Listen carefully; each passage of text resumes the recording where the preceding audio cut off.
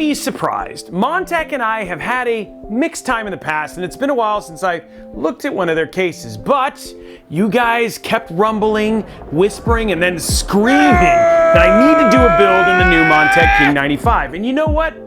I listened. And I gotta say, I've never been more glad that I did. So let's check out this $2,500 Montec King 95 build with thermals, airflow, build experience, and gaming benchmarks. Oh, and by the way, if you wanna see all of the latest and greatest cases from Montec, Lee & Lee, Fractal, Fantex, Corsair, and others, why not slap that subscribe button, hit that like button, and ring that notification bell so you don't miss videos like this on Robeytech. Now, let's jump into the build. We are building in this, which a lot of you guys have been pretty excited about. This is called the Montec King 95. We actually have the 95 Pro right here, with the difference being that this one actually has some fans. The parts list for today, we have the processor is the Intel Core i7-14700K, so we are going Intel. For the motherboard, we're going to use the NZXT N7 Z790 White DDR5. For the graphics card, we're going to use the NVIDIA GeForce RTX 4070 Super Founders Edition. So for our SSDs, we're going to use those PNYs, this XLR8 CS3140 1TB and 2TB NVMe drives, 7,500 megabytes per second. I really just kind of like the performance. We've been pretty happy with how they've done, and then even with we've been putting them through the ringer, even in terms of their endurance, and they've been pretty impressive. So nice of PNY, and then of course we're also going to be covering the PNY super versions of cards here in the coming weeks. We have the Corsair Vengeance RGB 6000 mega transfer, 32 gigs of DDR5 in white.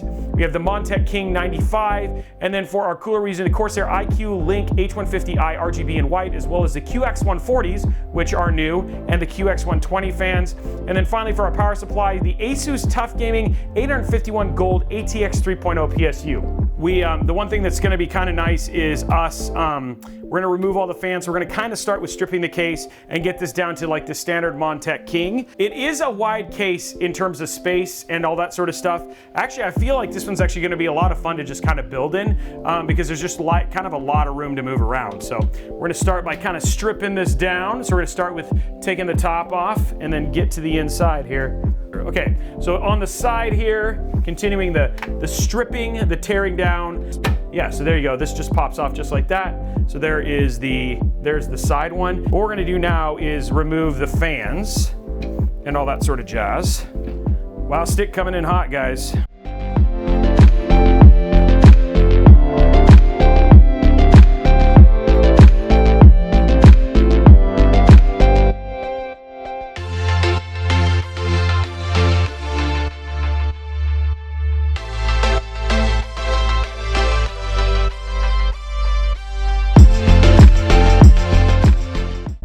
Going to do here in the back.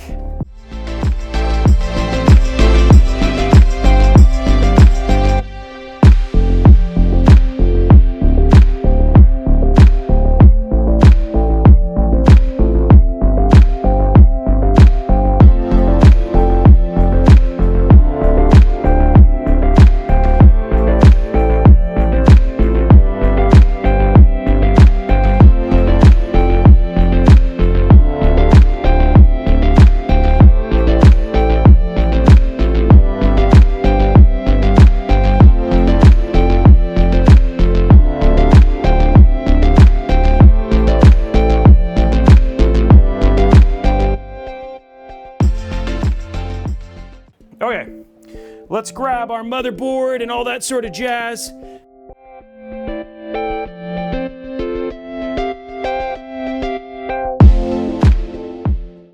There's not another board that's kind of like it, you know what I mean? So it's a very clean looking board. Okay, so let's throw our 14700K in there.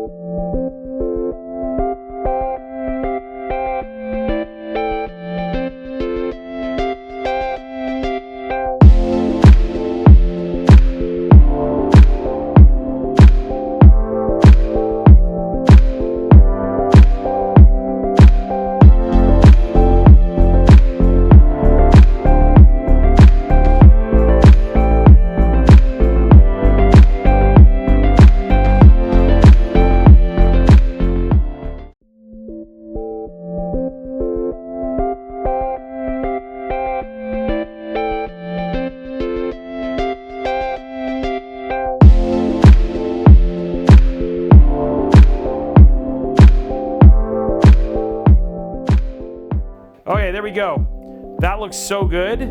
And so now guys,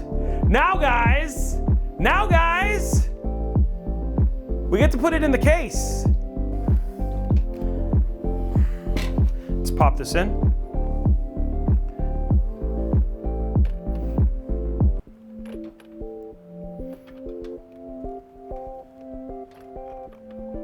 That looks good.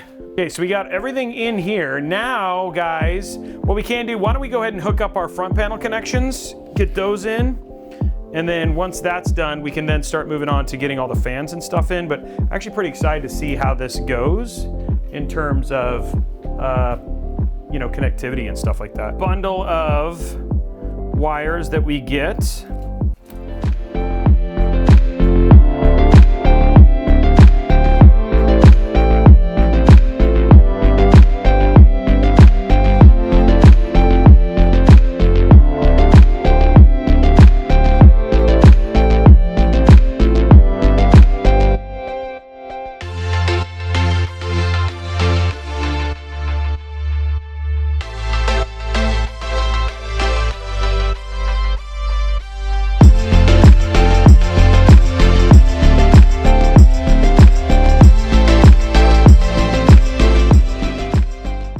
First up, QX140s. Let's see what kind of clearances we have here.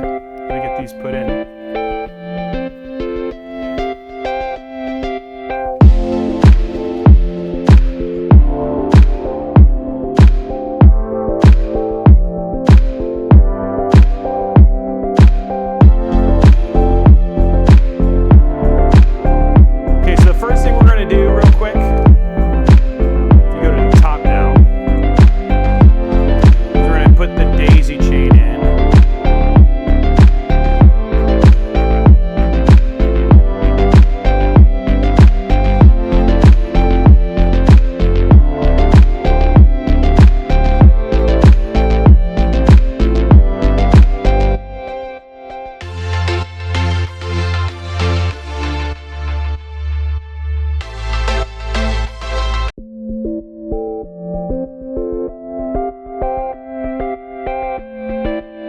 A little bit here.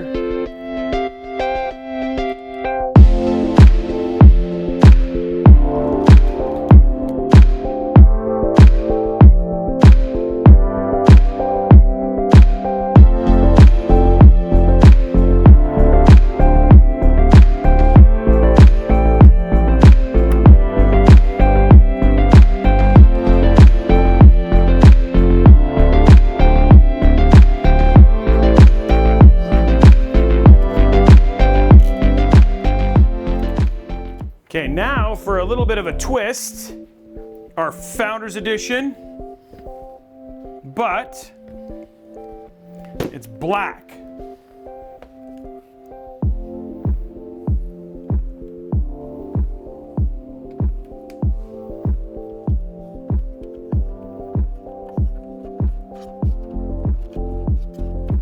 Okay, time for one of my favorite PSUs. Really like this PSU because of how easy it is. And that's the 850 watt Asus Tough, because the cables in this are just so easy to use.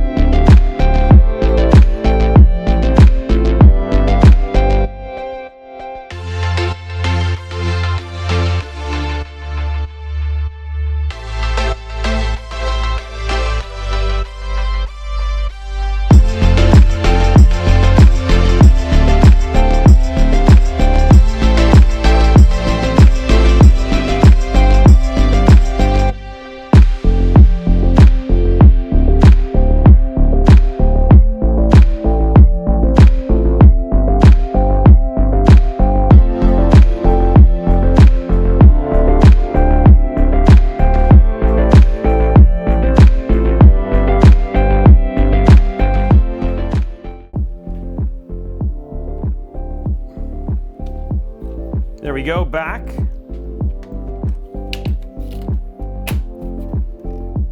Side glass on.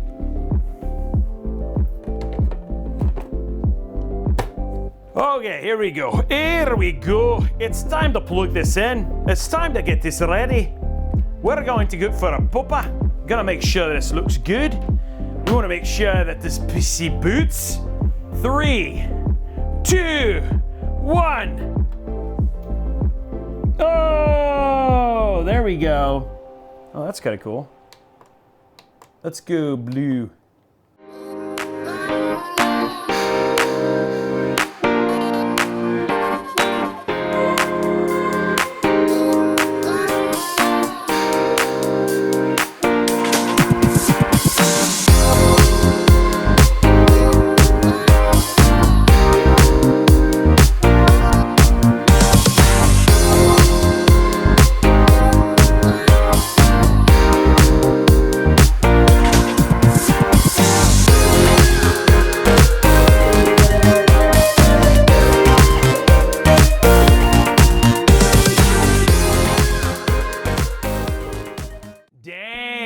This build came out amazing, but before I jump too much into the weeds, let's walk through the what and why for this build. First, let's kick things off with the Intel Core i7-14700K. This is the most interesting chip from Intel's Raptor Lake refresh that pulled a few more E-cores from the whole thing and gets a nice 34K Cinebench score on stock settings, which means good for gaming and good for workload tasks.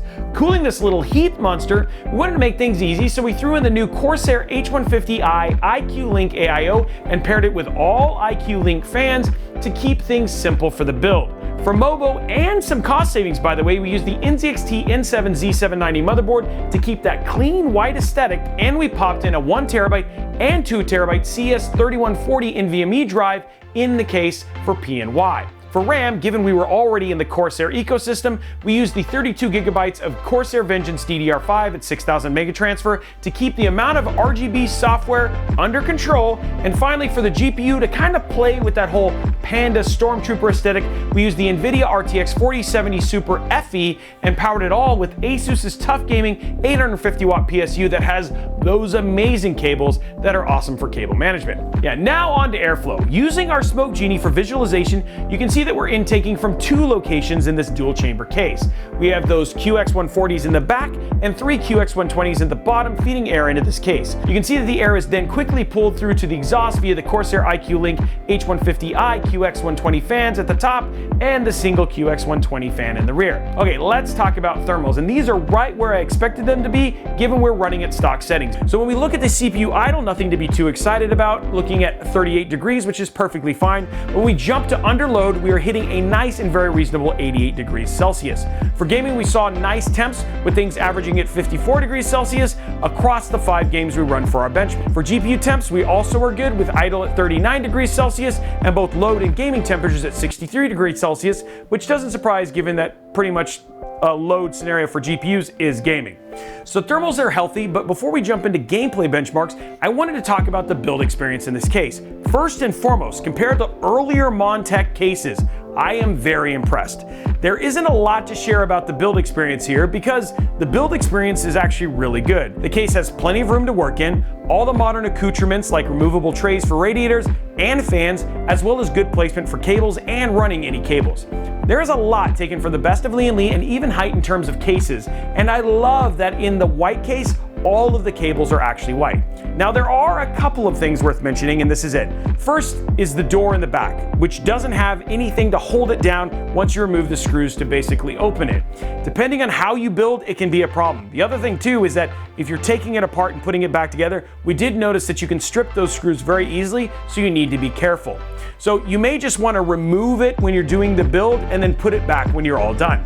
It's a little tricky to remove and put back in, but you can watch my stream for how I did it. The second little gotcha is the side fans and the way the mount works. It's on a hinge because you can transform the case into airflow mode and you can move the case into and the fans into better positions. It's cool, but it can be tricky once you pull it out of place to move it back in. I showed it a bit on the stream, but now it's just takes some finagling because it's on a double hinge to get it back in place.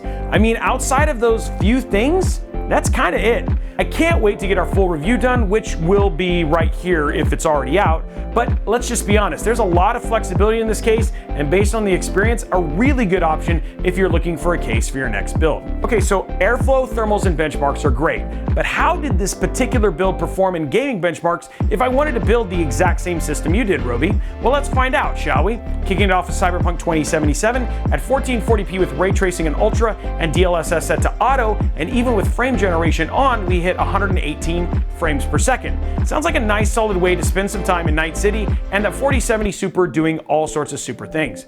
For Starfield, we tested at 1440p with everything on ultra and DLSS set to balance. We saw 90-ish FPS on both the planet as also and flying around space.